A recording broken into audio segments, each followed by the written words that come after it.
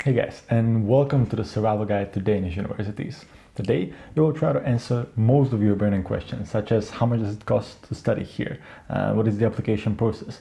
What is the difference between university and university college? And also, how difficult is it to get into certain subjects? But before we jump into that, let's roll the intro.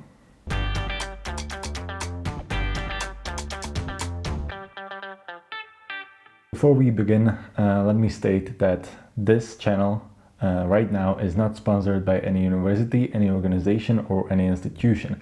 At the time of recording this, all of these opinions are my own. My opinions are not skewed in any way. I'm not influenced by any organization, any university to say that one is better than the other, and so on and so on. All of these are purely my own, and I mean my own opinions of a 24-year-old master's degree student from Aarhus. So keep that in mind throughout the video. Okay, with that out of the way, let's take a look at 6 different things. The entry requirements, where to apply, application process itself, motivation letter, help with application, and what is the university and university college difference. So, to take it one by one. Let's take a look at the entry requirements. It is possible to be applied under Quota 1 or Quota 2. What are Quota 1 and Quota 2? Essentially, what Quota 1 means is that when you send an application, universities will be taking a look at your grade point average or GPA, and they will be ranking all candidates from the best until the worst. In Danish scale, that's from 12 until 0. So let's say that they want to take 150 people, they will take the 120 of the best ranking based on the grade point average. In Quota 2, they will be then taking in candidates to fill out the spots of the people that have not accepted the seat in Quota 1. And this will make more sense the more we talk about it. But essentially what you need to know is that majority of how you are being admitted is depending on your grade point average from your high school. And so if you have a good grades, you are pretty much set to go. In some universities or university colleges or academias, there are also motivational letters that are weighing in on the application. There is also a talent tests and so on and so on. But in general, Quota 1 and Quota 2 are the things that determine whether you can get in.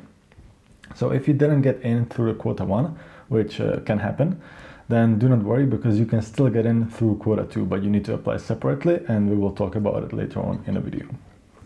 So after you have submitted your application, there can be a round of interviews and tests. It depends greatly on which university you want to apply to, so we cannot really generalize any of these things. So what goes into the application for Quota 1 or Quota 2? These are all the qualifying exams. If you want, you can do a Google search. You will find a website where you can find a bunch of links for different countries that will state what are the qualifying exams, and these are the things that you need to send to the university so they can then process your application. So now that you know how the application process works, where do you apply?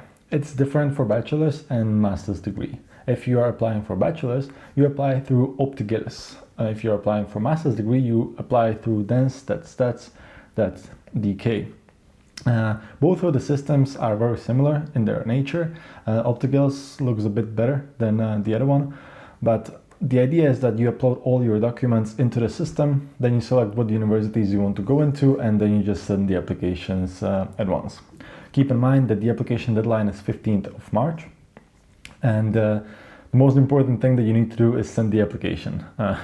If you do not have all the necessary documents, or if you haven't passed some exams or something, it's fine, just send the application, because as soon as the application is in a system, then they can request from you more documents. If you do not file in the application, then you will not be getting in. So keep that in mind. So how does the application process look like?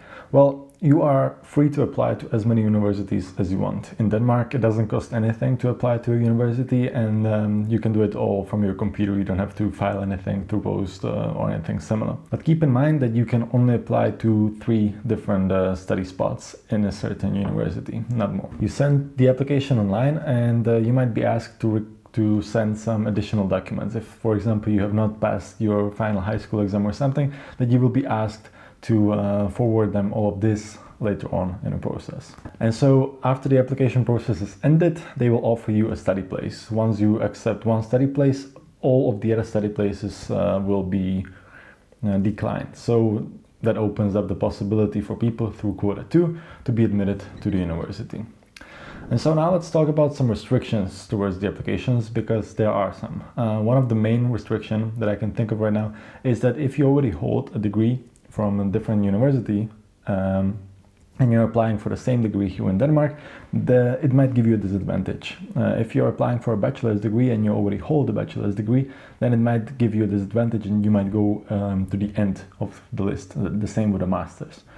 The second thing is that if you want to study in Danish, it is possible, but you need to have exams that will prove that you have a level of Danish that is corresponding to the national standard. And third thing is that you might have heard about the scholarship that people are getting for studying in university. And yes, it is true that we are getting paid to go to university. You can find a link down below or up above. But you need to know that all of this is available only to European citizens. So if you are coming from outside EU, then you will not be able to get this grant, unfortunately. If you need any help with the application, there are two places that can help you. The first one is e-veiledning and the second one is Studieværk. I will leave a link down below in the description for both of those places. If you have any more questions, you can ask them down below in a comment underneath this video. There might be some older students from different universities that might jump on and help you out. Or if you have some other questions, you can text us on Facebook. We will try our best to answer as quickly as possible. So now that we've gotten the applications out of the way, you know deadlines, you know how it looks like, you know what is the process, let's talk about what is the difference between university and university college, and also the academias, and what is the difference between AP degree, bachelor's and bachelor of science.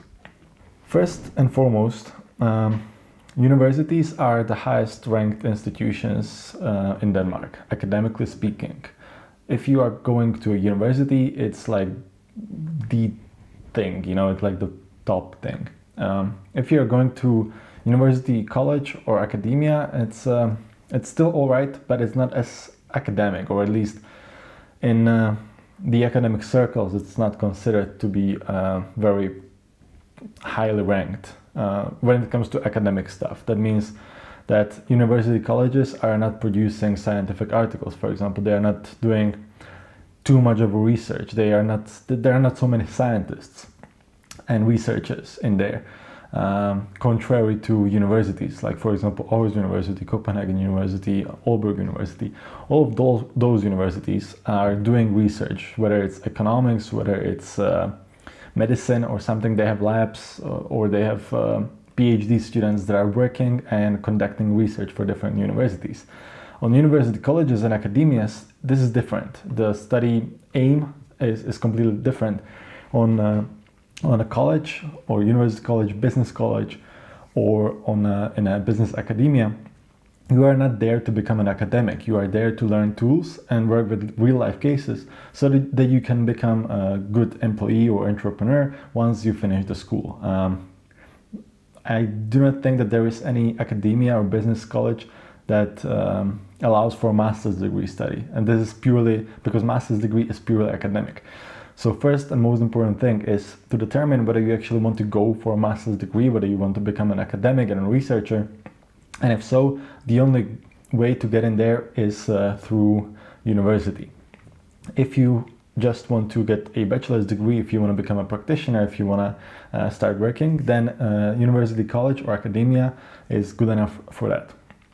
That doesn't mean that it's impossible from academia to go to a master's degree. However, there are certain limitations to this, and you might be forced to take some extra ECTS classes before you are able to enroll into the master's degree, because you are not a researcher from your bachelor's, and therefore they need to get you some supplementary education before you can jump into the master. That was my case, actually. If you want to start with a bachelor's, there are essentially three options that you have. You can go for Bachelor of Science, which is, for example, on Aarhus University, Copenhagen University, and most other universities. This is a 3-year program or 3.5-year program where you are essentially trained as an academic that is expected to continue to a master's degree. If you do not want to do this, if you instead want to focus on real life cases and work with these things, then you might want to go for university college, for example, via university college in Horsens or in Aarhus. In that case, you will be doing an AP degree, and on top of that, you will be doing a 1.5 year top up, so that you can get your bachelor's degree. So it's 2 plus 1.5 years in total. It's a bit more complicated. I recommend you to research a bit more on your own when it comes to degrees. This video is probably not going to be that long that we can cover everything, but this is the base that you need to know. If you want to continue from a university college to a master's degree, you might be forced to pay for some extra ACTS points. In my case, it cost me almost 2,000 euros before I could enroll into the master's degree, so keep this in mind. If I was to give you my own personal honest opinion on this, I would suggest you to try to get into a university rather than a university college or academia. The academias are probably the worst out there. University colleges are fine, depending on what you want to study. Some universities are better when it comes to engineering and construction. Some universities are better when it comes to business and marketing, so it's very hard to say. But the rule of thumb is that if you want to continue to masters and if you want to get the best education possible, arguably, then I would suggest you to start with Bachelor of Science at a university, and at the handful of universities that there are in Denmark. Again, my personal suggestion is to look into Copenhagen University, Copenhagen Business School if you're into business, Aarhus University or Aalborg University. There is also a University of Southern Denmark, but I do not have that much experience with that school, other than that I have dropped out in a few weeks of one of their subjects and enrolled into Aarhus University to pursue master in economics and business administration. So that being said, choose wisely. Try to reach out to people on LinkedIn, ask them how is their experience with their school before enrolling. But yeah, now you should know everything there is to know about applications to Danish universities. If you still have any more questions, then leave them down below in the comments. What should you do next? Well, I would advise you to subscribe to the channel, because there is a lot of valuable information in here that is nowhere else on the internet. Also, if you're thinking about coming here and working before your university starts, there is a video about that up in the tab or down below in the description, so you can get some juicy dough before you start your university. Anyways, I'll be leaving you here. Take care, and I'll see you in upcoming videos.